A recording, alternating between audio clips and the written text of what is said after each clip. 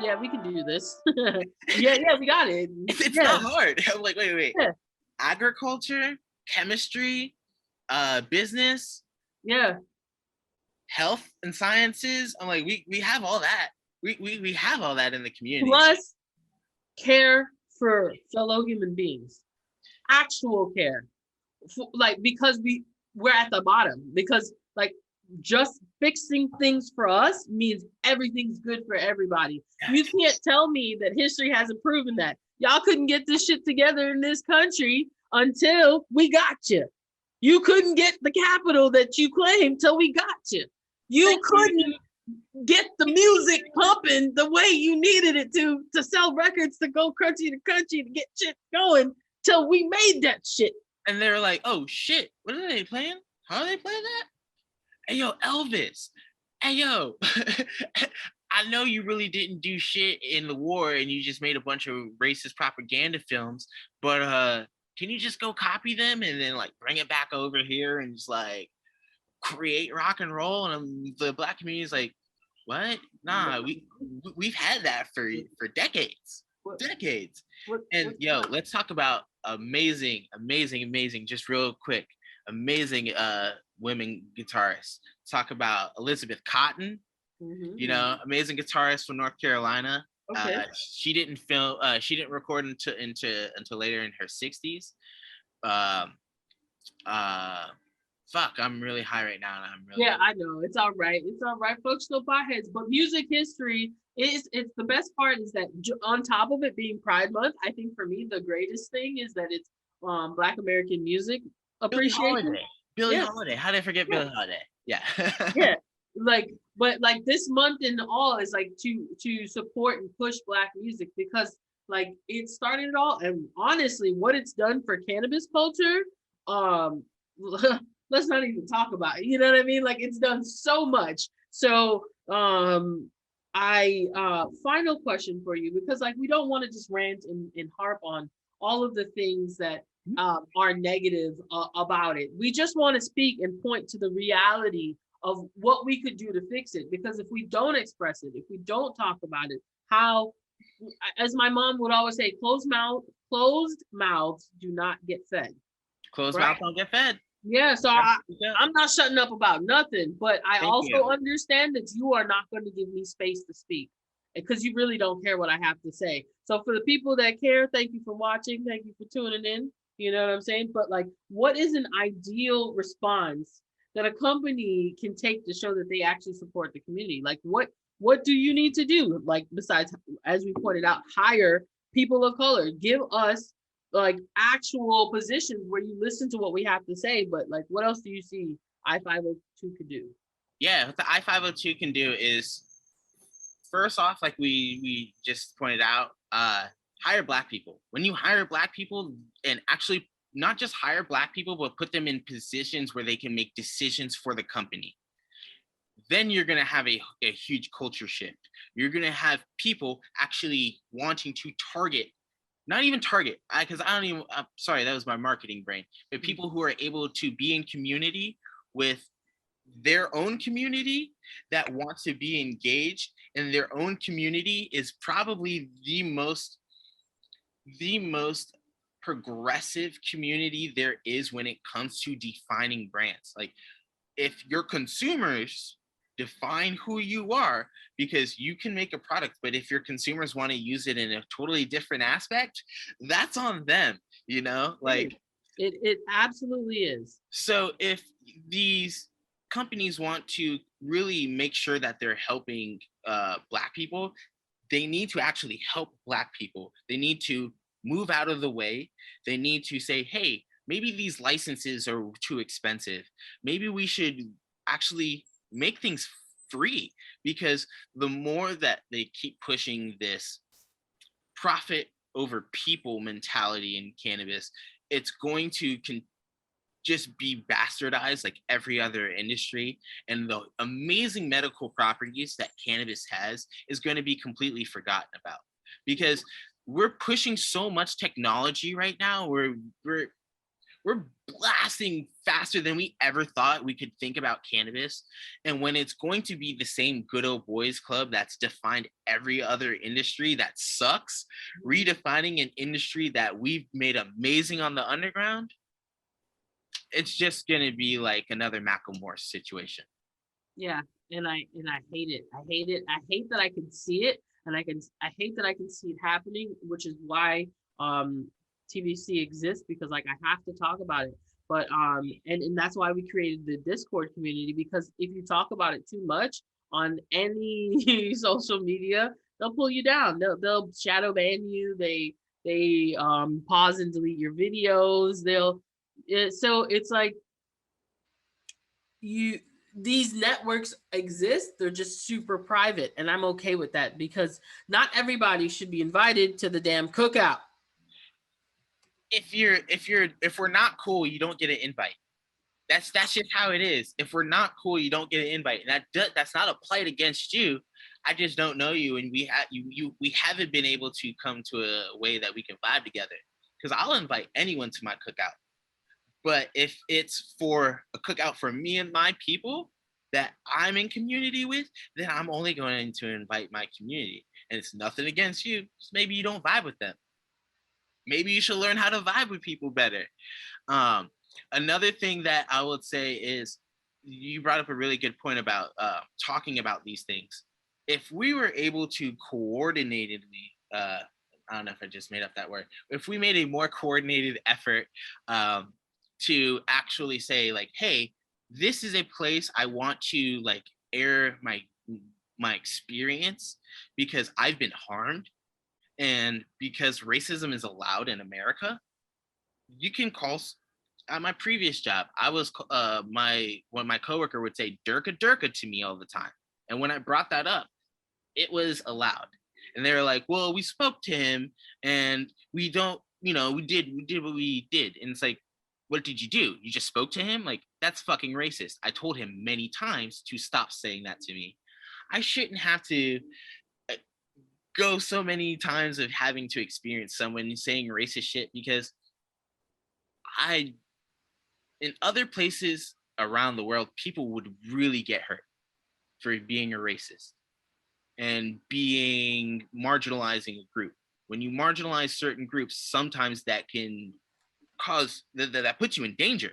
And that's what these people don't understand, is when they say these not just harmful things, but very degrading and derogatory comments. Like my director at Landrace, Ryan Savini, said, I learned, I got my swagger because a black guy on my high school basketball team told me to listen to hip hop.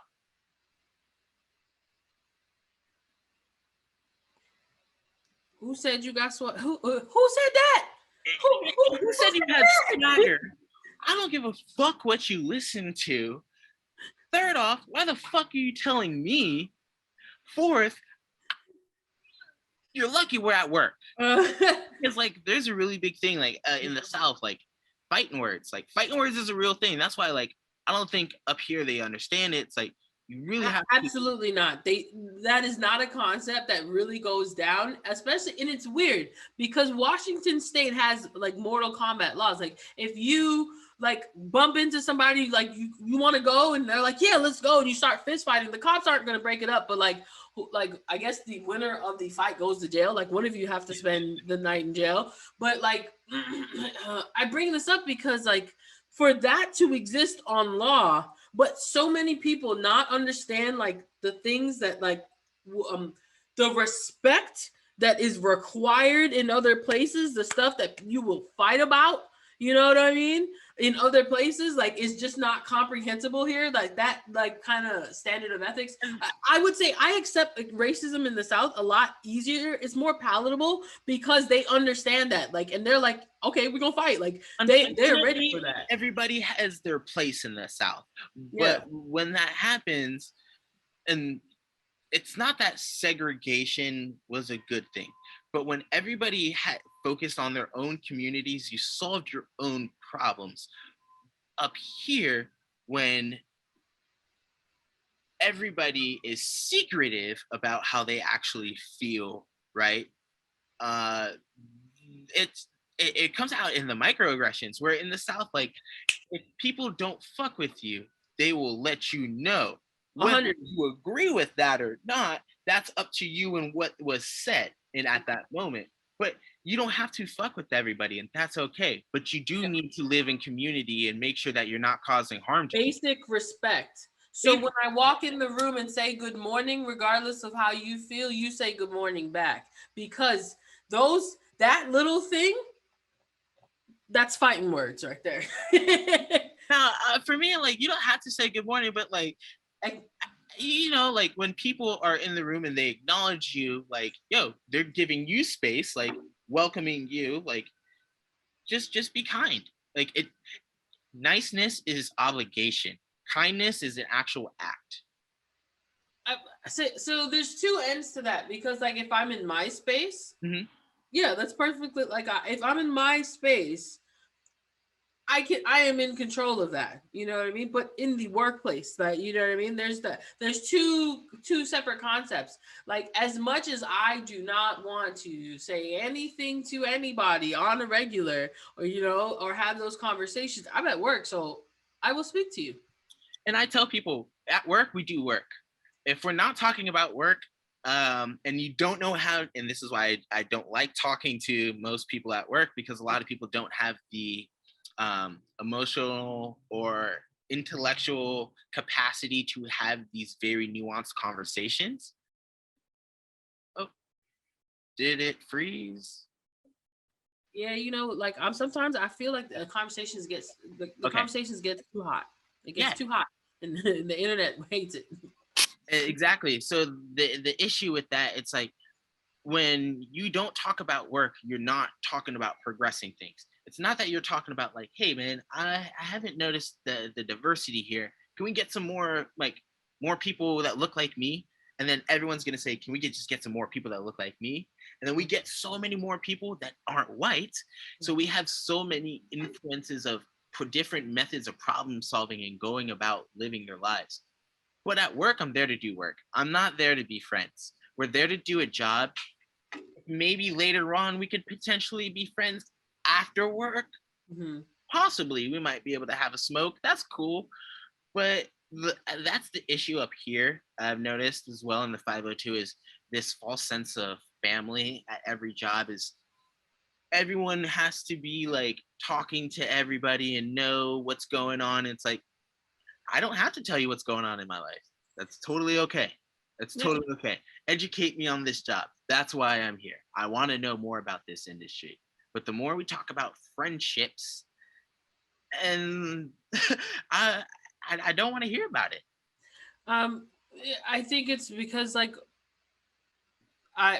we have a very specific mindset, and it's not expansive. It's not wide here. So like we can't correlate on all things. Like Correct. the things that I'm thinking about daily, like things that affect my existence, none of you even know happened. Exactly. And see, that's the thing. It's like, we don't know what's going on in each other's lives, especially a Black person's life. You don't know the harm that's happened to them. Not saying that any other person hasn't happened, but because they don't understand intersectionality, I again don't want to get into these nuanced conversations with most white people, because again, it's not my job to educate people. If you want me to break out some time, pay me for it. Take me out to dinner. Like, do something for me. Like, I'm not gonna just have these very important conversations over and over and over and over to people that don't want to listen. It's not that they can't listen, they don't want to listen. Mm-hmm. So I tell everybody, you want to know? The internet's there. Go read a fucking book. There, a slight Google search can help you. A slight Google search, buddy. So Critical race theory. A lot of these people don't have the mental capacity to understand that. yeah, I just had that conversation yesterday, even with a customer that was like, "What? Like what? Like this is happening?" I was like, "Yeah, buddy, go down a rabbit hole." And he was like, "Thank you," but it's because that is a person who genuinely cared. You know what I mean about and acknowledge my existence in everything, in every part of that conversation. So yeah, you can get some free education, but the rest of y'all gonna have to drop some dollars, you know what I mean? Or like come in here, you know what I mean? Join our Discord, participate, you know what I mean? Like support the family, you know what I mean? Because Exactly. there Like are these are the spaces where it's like, hey guys, like you should be fucking paying for reparations. Like if you're white in this space, you really should be paying somebody for their labor. Black people and other people of Afro descent, you know, this is just our culture. And other people of other cultures have another great amount of infinite wisdom within their cultures. But when we constantly allow this European, or not even just European, but just these colonizer mindsets, you're never going to be able to enjoy your individuality, because you're constantly going to have to be putting on airs so that you're not going to be taken down a peg. that is a fantastic way to end this wonderful conversation. Thank you, Sean, for joining us. Thank you for having me. Another Pondering Pothead segment. Shout out to y'all in the Discord, to those tuning in on YouTube for the later recording of this. The link is in the description down below. Yep. And we're definitely tagging the cousin it, so you can follow him on Instagram because he's always talking about it. Someone has to, you know. I would say follow me on my Twitter. It's Okay. The Hirsute Times. THEHIRSUTE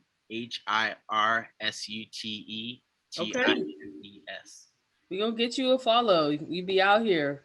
The only way that we can actually make change is to actually talk about it. I have been really wanting to get into the the legislative, you know what I mean, space that we have out here. Like I've gone to a couple of LCB board equity meetings, whether in person or not, but they are infrequent and like kind of hard to participate in with the timing. And I know that is on purpose, but government positions. Also, in the last Pondering Pothead segment, we got into just why the statement that the board is corrupt kind of sounds real.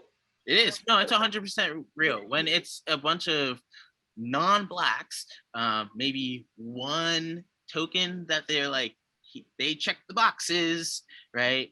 Like it's not, it's just pandering, right? Yeah. And so for me, I think a big part of this is if we are collective and we do economic boycotts and we say we're not going to shop at these shops collectively, like we all have to do this together. We're going to say we're going to support this shop. We like this company. Why? Because they care about the community and they're not just trying to get money out of us. Because I can give my money to anybody. Yeah. I only want to give my money to people who actually care about my existence. Yeah. So if we do economic boycotts, why not? Why not? Why not?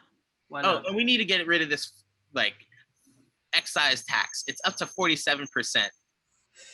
3 times markup. That's only hurting customers. Buddy, it's because they lost out on the money they were making from alcohol. So now they are like running it with cannabis. You know what I mean? So that's why like we can't even worry about bringing y'all in. We can't survive out here. What are you talking about?